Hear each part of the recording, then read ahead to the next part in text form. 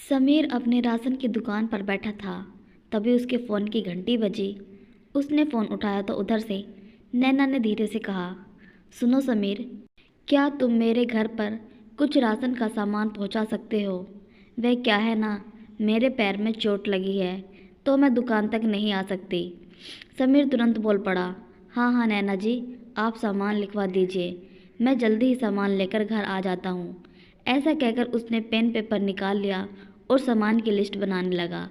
नैना गांव में 6 महीने पहले ही सरकारी स्कूल में टीचर की नौकरी करने आई थी और वो यहाँ किराए पर रह रही थी।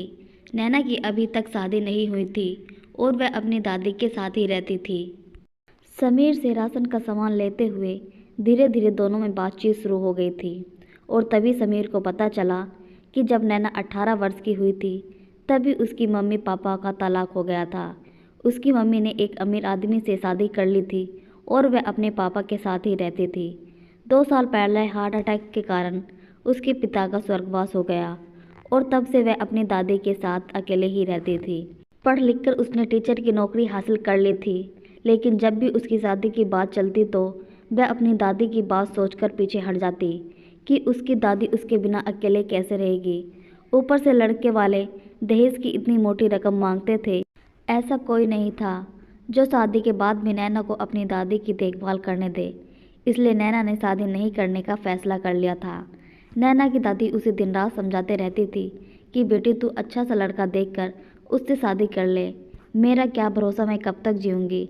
लेकिन नैना सोचती थी कि दादी अच्छा लड़का ढूंढना इतना आसान काम नहीं है। इसी तरह देखते ही देखते उसकी शादी के लिए रिश्ते आने भी बंद हो गए थे और वह अपनी ज़िंदगी अकेले ही जी रही थी। नैना को भी पता चल गया था कि समीर भी अभी तक शादीशुदा नहीं है, लेकिन उसकी शादी क्यों नहीं हुई यह बात उसे मोहल्ले के लोगों से पता चली थी। मोहल्ले में यह बात आग की तरह फैली हुई थी कि एक समय समीर ने अपनी भाभी पर गलत नज़र डाली थी और उसके बाद कोई भी शरीफ परिवार समीर से रिश्ता जोड़ने को तैयार ही नहीं हुआ और इस तरह वह अकेले ही रह गया। लेकिन जब भी नैना समीर की आंखों में देखती तो उसे अजीब सी बेचैनी और खालीपन दिखाई देता था। उसकी आंखों में इतनी मासूमियत थी कि वह सोच भी नहीं सकती थी कि वह अपनी भाभी के साथ ऐसा गलत काम कर सकता है। लेकिन सच्चाई क्या थी, उसने पूछने की कभी हिम्मत नहीं जुटाई। आज जब समीर नैना के घर पर राशन का सामान लेकर पहुंचा तो उसने देखा कि नैना की दादी खाना बना रही थी। नैना की दादी से ठीक से खड़ा भी नहीं हुआ जा रहा था। समीर ने कहा कि दादी लाइए मैं मदद कर देता हूँ। उसकी दादी आशीर्वाद देते हुए पास पड़ी कुर्सी पर बैठ गई और उस दिन का खाना समीर ने ही बनाया। दादी ने कहा कि बेटा जब तुम खाना बना रहे हो तो अपने लिए भी बना लेना, अपने घर पर जाकर फिर से खाना क्या बनाओगे। समीर तो मना करने लगा, लेकिन दादी की जिद के आगे उसकी एक न चली और उस दिन समीर ने नैना और उसकी दादी के साथ बैठकर खाना खाया। बड़े दिनों के बाद ऐसे सुख का अनुभव कर पाया था, नहीं तो वह अपने घर में अकेले के लिए 2 सूखी रोटी और दाल बनाकर ही काम चला लेता था। उस दिन के बाद से जब तक नैना का पैर पूरी तरह से ठीक नहीं हुआ उस दिन के बाद से जब तक नैना का पैर पूरी तरह से ठीक नहीं हुआ तब तक समीर बीच बीच में आकर उन लोगों की मदद करवा दिया करता था। समीर का अच्छा व्यवहार देखकर नैना को कहीं से भी नहीं लगता था कि वह कोई गलत इंसान होगा। आखिर नैना ने उससे बात करने का फैसला लिया क्योंकि सच्चाई जानने के लिए वह बेचैन हो उठी थी। समीर की अच्छाइयों ने उसके दिल के किसी कोने को छू लिया था और उसका दिल यह मानने को तैयार ही नहीं था कि समीर बुरा व्यक्ति है। एक दिन स्कूल से आते हुए नैना चीनी लेने के बहाने समीर की दुकान पर पहुंची। उस समय ग्राहक भी थोड़े कम थे तो नैना समीर से इधर उधर की बातें करने लगी। समीर भी आज अच्छे मूड में था, खूब हंसी खुशी उससे बातें कर रहा था। नैना ने आगे बढ़ते हुए हिम्मत करके कहा, समीर तुम अभी तक अकेले क्यों हो, तुमने अभी तक शादी क्यों नहीं की। तो समीर हंसने लगा और कहने लगा, शायद मेरे लिए कोई बने ही नहीं। नैना ने नज़र चुराते हुए कहा, तुम्हारा स्वभाव इतना अच्छा है तो फिर मोहल्ले वाले तुम्हारे बारे में भाभी को लेकर ऐसी बातें क्यों करती हैं। यह सुनते ही समीर के चेहरे का रंग उड़ गया। नैना को लगा जैसे उसने कोई गलत सवाल पूछा हो। उसने कहा कि माफ़ करना, शायद तुम्हें मेरी बातों का बुरा लग गया। समीर अचानक से चौंक गया और कहने लगा, नहीं, मैं कुछ सोच रहा था। जानती हो नैना जी, आज तक लोगों ने सिर्फ मेरा मजाक उड़ाया है, पर किसी ने भी मेरी सच्चाई जानने की कोशिश नहीं की। लेकिन मेरे मन पर भी वर्षों से एक बोझ पड़ा हुआ है। मैं आपको सब कुछ बताऊंगा, लेकिन अभी नहीं, शाम को आप तालाब के किनारे मुझसे मिलना। नैना सोचने लगी। चलो, समीर कुछ बताने को तैयार तो हुआ। उसने कहा ठीक है, मैं शाम को तालाब के किनारे आ जाऊंगी। उसके बाद वह अपने घर चली गई और समीर अतीत की यादों में खोता चला गया। समीर अपने भैया भाभी और बूढ़ी माँ के साथ इसी घर में रहता था। जब उसकी भाभी उर्मिला शादी कर इस घर में आई थी, तब वह मात्र 12 वर्ष का था। भाभी ने बिल्कुल माँ की तरह उसकी देखभाल की। समीर भी अपनी भाभी से बहुत घुल मिल गया था। उसकी माँ अक्सर बीमार रहती थी, इसलिए उनकी विशेष देखभाल की जाती थी। भाभी उनकी जी जान से सेवा करती थी। कुल मिलाकर ऐसा लगता था जैसे भाभी के आने के बाद घर का हर कोना खुशियों से भर गया हो। भैया दिन भर ड्यूटी में रहते थे और भाभी घर संभालती थी। धीरे धीरे साल गुजरने लगे। समीर जवान हो गया। कॉलेज में बहुत सी लड़कियां उस पर जान छिड़कती थीं, लेकिन समीर किसी की तरफ आंख उठाकर भी नहीं देखता था। एक दिन दोपहर में समीर घर आया तो उसकी भाभी उसी समय नहाकर अपने कमरे में तैयार हो रही थी। समीर की आहट आते ही उर्मिला ने उसे आवाज़ लगाते हुए कहा, समीर जरा मेरे कमरे में आना, देखो तो मेरे बाल उलझ गए हैं, जरा मेरे बालों को सुलझा दो प्लीज़। समीर बेधड़क भाभी के कमरे में चला गया और भाभी के गीले बालों को सुलझाने लगा। तभी उर्मिला ने धीरे से उसकी हथेलियों को थामते हुए कहा, समीर जरा धीरे से, दर्द हो रहा है। समीर ने कहा, ओहो सॉरी भाभी, मैं अभी ठीक से बाल सुलझा देता हूँ। तभी समीर की नज़रें आईने पर पड़ी तो उसकी भाभी उसे आज बहुत अजीब सी नज़रों से घूर रही थी। उन नज़रों की तपिश से समीर असहज हो उठा और उसने धीरे से कंघी भाभी के हाथों को वापस देते हुए कहा कि भाभी आप ही सुलझा लो, मुझसे नहीं हो रहा। इतना कहकर वह वापस जाने लगा तो उर्मिला ने उसका हाथ पकड़कर उसे रोकते हुए कहा, समीर तुम तो बड़े निर्मोही हो, तुम तो मेरे मन की बात समझते ही नहीं हो। समीर चौंक गया तो उर्मिला आगे बोली, देवर जी मैं आप पर मर मिटी हूँ। मैं अब आपकी इन बाहों में हर दर्द भूल जाना चाहती हूँ। सासू माँ तो बस सोई ही रहती है और आपके भैया तो इतने कमज़ोर हैं कि उनमें मुझे खुश रखने का दम ही नहीं है। हम मिलकर अपनी एक छिपी हुई हसीन दुनिया बना लेते हैं। भाभी की बात सुनते ही समीर का सिर घूमने लगा। उसकी भाभी उसकी ओर आगे बढ़ने लगी। समीर ने अपनी भाभी को धक्का देकर दूर किया और कांपते हुए बोला कि भाभी यह पाप है।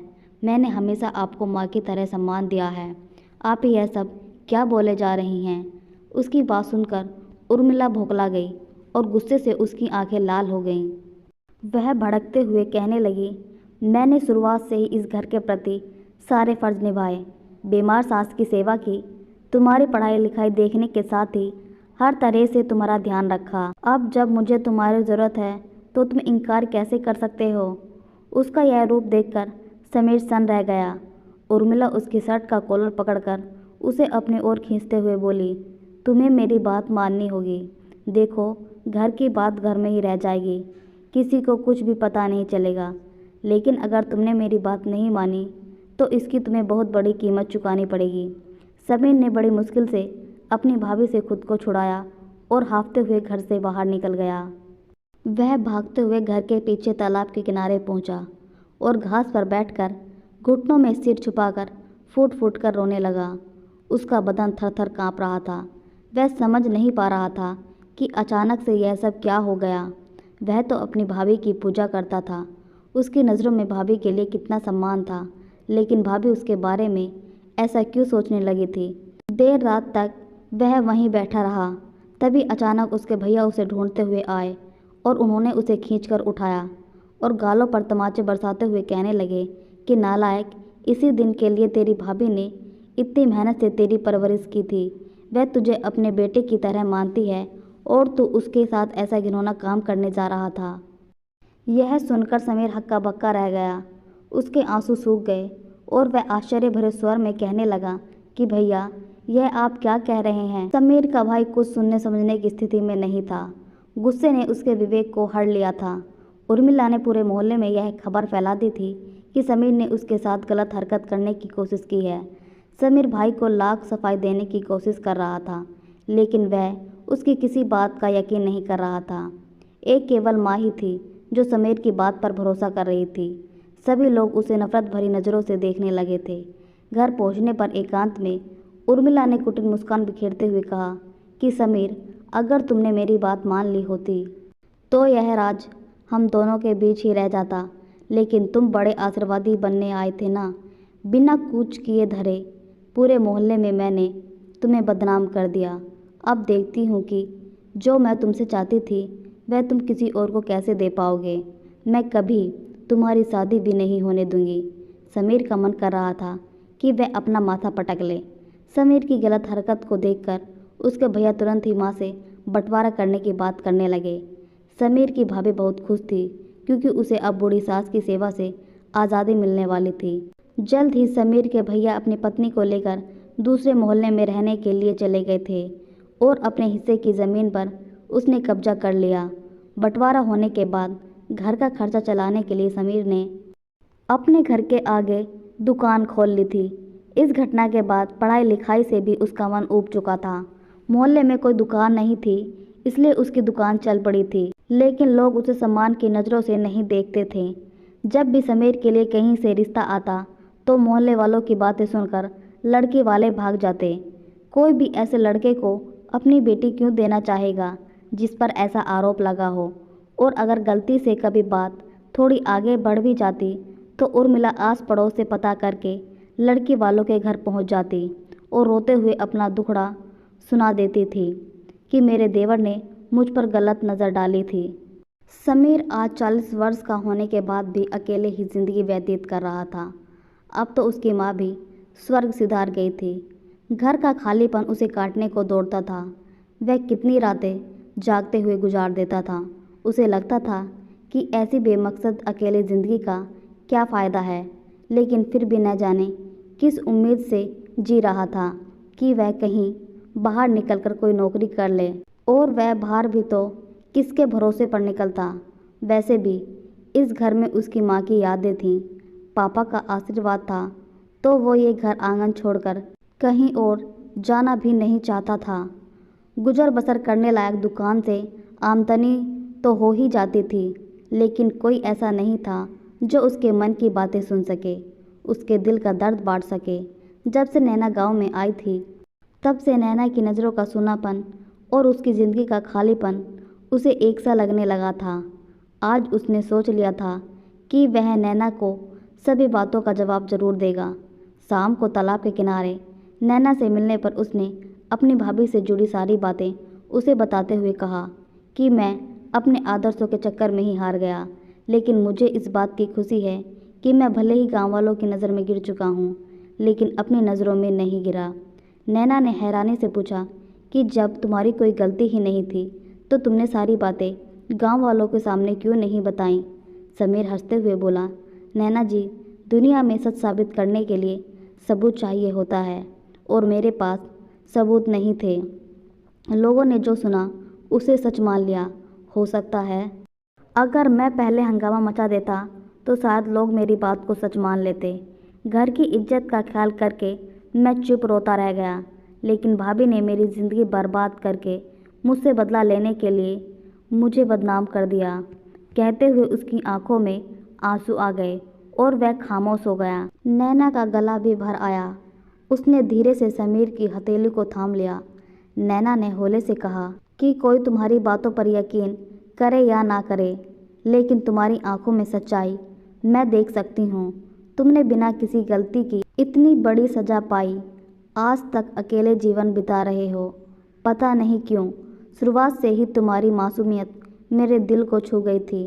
मैं बस तुमसे एक ही बात पूछना चाहती हूँ, क्या तुम मेरे हमसफ़र बनोगे?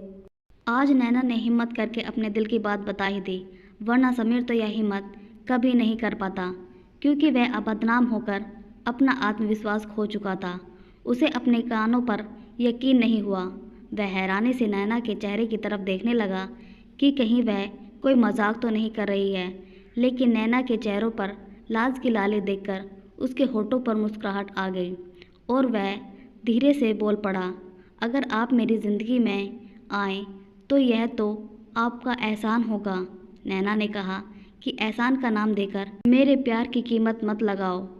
समीर ने धड़कते दिल के साथ नैना को अपनी बाहों में समेट लिया। डूबते सूरज के साथ उनका प्यार भी परवान चढ़ने लगा और अब दोनों में से कोई भी अकेला नहीं था। दोनों ने कुछ दिन बाद शादी कर ली और हंसी खुशी अपना जीवन व्यतीत करने लगे। दोस्तों, अगर यह कहानी आप सबको अच्छी लगी हो तो प्लीज़ हमारे चैनल को सब्सक्राइब करें, लाइक करें, शेयर करें। धन्यवाद।